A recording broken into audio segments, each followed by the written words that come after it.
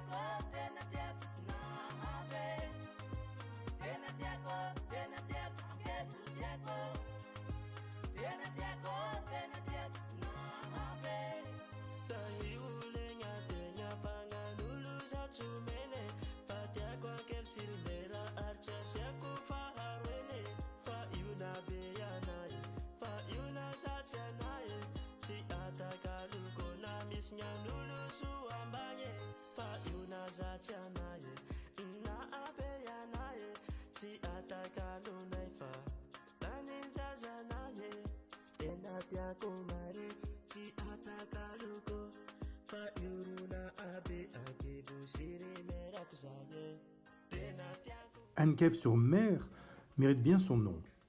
C'est en fait un village qui est construit sur une bande de terre coincée entre la mer et la mangrove.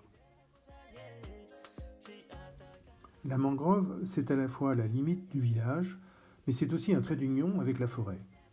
Les villageois traversent cette mangrove de jour ou de nuit en tenant compte simplement des marées. Mais la mangrove, c'est également la source de nos ennuis pour disposer d'une eau potable. Le puits que nous avions inauguré avec tout le village en 2010 est maintenant abandonné. L'eau de mer gagne du terrain et l'eau du puits est devenue saumâtre. Ici, on voit la mangrove à marée basse et sur la gauche, le terrain sur lequel nous avions implanté le puits de 2010.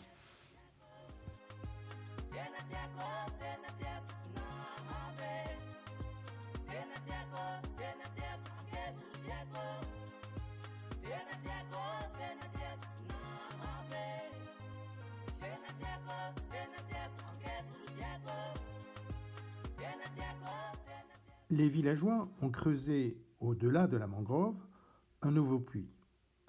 Mais c'est un puits non fermé et relativement dangereux. Nous avons donc engagé des travaux et à la fin de janvier 2023, le puits a été sécurisé. Les habitants d'Ankev sont des Sakalaves ou des Vèzes, deux des 18 ethnies de Madagascar. Ce sont des pêcheurs dans l'âme. Ils vivent à côté de la mer et grâce à la mer. L'outil de travail ici, c'est la pirogue, taillée dans un bois très léger, très flexible, mais fragile en cas de choc. Les pirogues sont systématiquement sorties de l'eau après chaque utilisation et les hommes les réparent, les colmatent et les améliorent sans arrêt. Des pirogues, il y en a de toutes sortes, comme ici la pirogue banane qui est taillée dans un seul tronc. Mais la pirogue que nous aimons, nous, et la pirogue que nous regardons toujours, c'est cette belle grande pirogue à balancier avec une voile rectangulaire. C'est cette pirogue-là qui permet de faire le transport des personnes, le transport des marchandises, et bien sûr, c'est la pirogue également pour aller à la pêche. Les pêcheurs rentrent en général tous les après-midi, et les familles viennent immédiatement voir quel est le résultat de la pêche.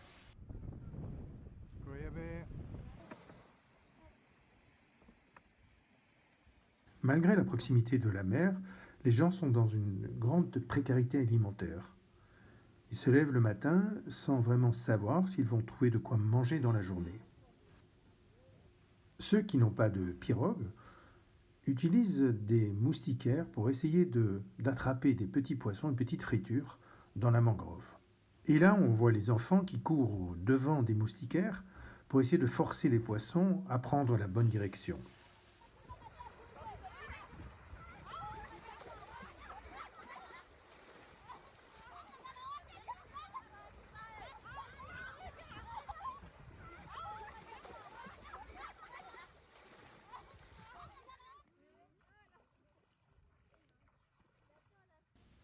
Le village d'Ankefter est situé au milieu de la forêt. C'est un village d'agriculteurs et d'éleveurs. Ce sont des éleveurs de zébus. Malheureusement, depuis quelques années, nous apercevons que ce village s'appauvrit. C'est dû à la progression de la sécheresse et également à cause de la recrudescence des vols de zébus. Mais ce village dispose d'un atout, et cet atout, c'est un puits avec une eau d'excellente qualité. C'est un puits à pédales.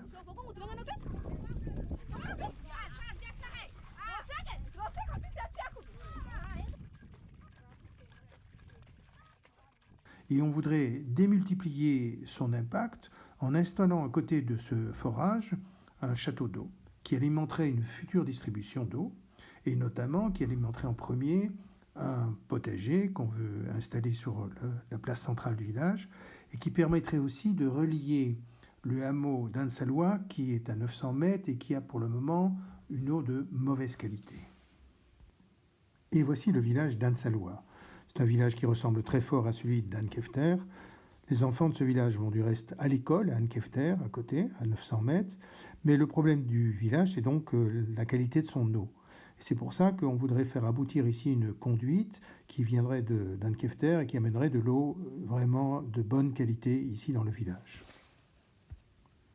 La grosse différence avec les maisons d'Ankef-Mer, c'est qu'ici, les murs des maisons sont enduits de terre crue que les gens trouvent à proximité. Et ces murs-là donnent une relative fraîcheur aux habitations pendant les mois chauds.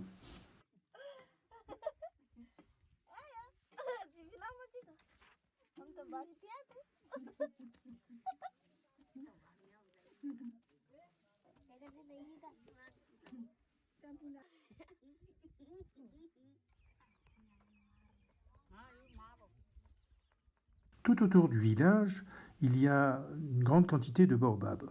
Les baobabs sont des arbres sacrés ici à Madagascar. C'est la raison pour laquelle on voit du reste au pied de ce baobab le chef du village qui a entre les mains une petite branche de tamarin qui est en train de lui expliquer, il explique au baobab pour quelles raisons nous sommes là et pour quelles raisons nous allons malheureusement lui causer un préjudice.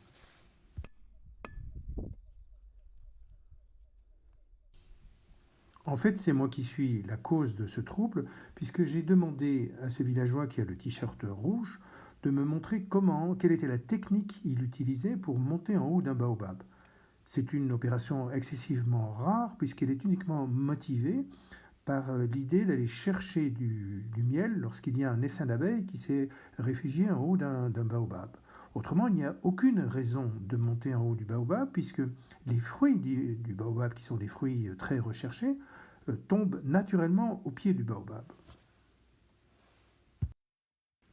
Pour organiser une fête ici dans le village, il vous faut sacrifier un zébu, offrir du riz, inviter la totalité de la population à participer à cette fête. C'est l'occasion pour eux de manger un peu de viande. Et ensuite, vous organisez la fête. Mais attention, le sacrifice du zébu se fait aussi dans les règles. Ici, il a le museau tourné vers l'est. On le frôle avec une petite branche de tamarin. On lui explique ce que l'on fait. De même que les enfants que vous voyez ici reçoivent une petite cuillère de décoction sur la tête. C'est la cantinière qui leur donne. C'est pour s'attirer les bonnes grâces des ancêtres avant d'entrer dans cette nouvelle école. Les femmes ont amené des casseroles et du bois pour préparer le repas. Et les enfants des différentes classes présentent tour à tour une animation dansée.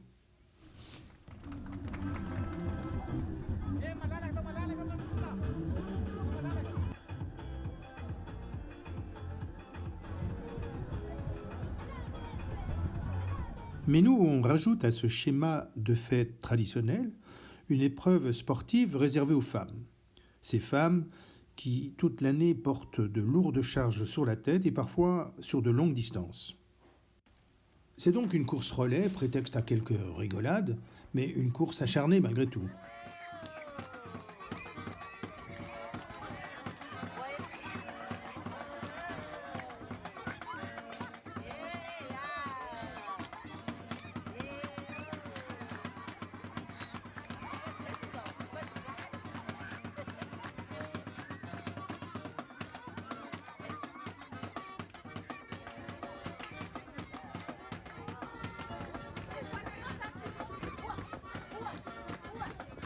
Là, on voit l'équipe gagnante qui en rajoute un peu. Il faut dire que les gagnants gagnent de beaux prix.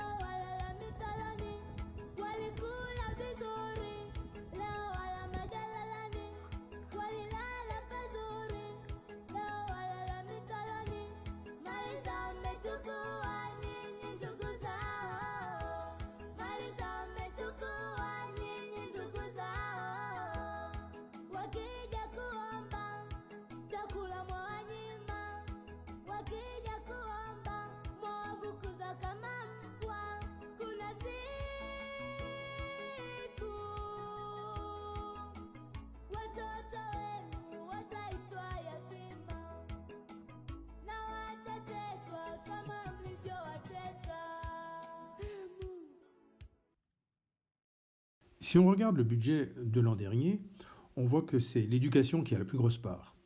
Ça s'explique par, en premier, le salaire des 7 instituteurs, ensuite la cantine des 2 écoles, 3 jours par semaine, et enfin les bourses pour les élèves qui continuent au collège. Ensuite, le deuxième poste, c'est les travaux, mais c'est des travaux d'entretien, entretien de l'école et entretien des logements des instituteurs. Et enfin, le troisième poste, c'est la santé. C'est un poste qui peut exploser parce qu'ici, les besoins sont immenses et personne n'a de sécurité sociale ni de remboursement. Mais on se limite volontairement pour arriver à le gérer dans le cadre de notre budget. Pour les investissements de cette année, c'est relativement clair puisque c'est notre gros projet, la promesse de l'eau avec le château d'eau et la pompe solaire. Ça, c'est financé, c'est en ordre. Il nous reste simplement à trouver maintenant 4 000 € pour pouvoir financer la connexion souterraine pour amener l'eau d'Anne-Kefter vers Ansalwa.